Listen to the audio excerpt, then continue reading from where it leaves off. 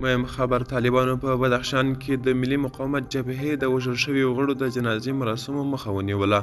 سلام ستړي مشئ وخت مو بخیر پام وکړئ د نن ورځې تازه او مهم خبر ته دوستانو پر الله سره ویډیو کې ګورو که چیرې مو زموږ یوټیوب چینل نوي سابسکرایب کړئ نو هم دا سره پښتون ټي وي چینل سابسکرایب کړئ تر څو نوي او تازه معلومات تر تاسو ته ورسیږي. په بدخشان کې ځایي سرچینې وایي طالبانو په دغه ولایت کې د احمد مسعود په مشرۍ د افغانستان د ملي مقاومت جبهې د غړو په جنازو کې ولس ته د ګډون اجازه نه ده ورکړې. سرچینو هشتې صبح ورځپاڼې ته د پنجشنبې په ورځ د زمري په 26مه ویلي چې ولس د ملي مقاومت د جبهې د هغو یو شمېر غړو د جنازې په مراسمو کې د ګډون اجازه نه ده ترلاسه کړې چې د بدخشان شهدا ولسوالۍ کې د تیرو څو ورځو په جګړو کې د طالبانو له لوري وژل شوي دي.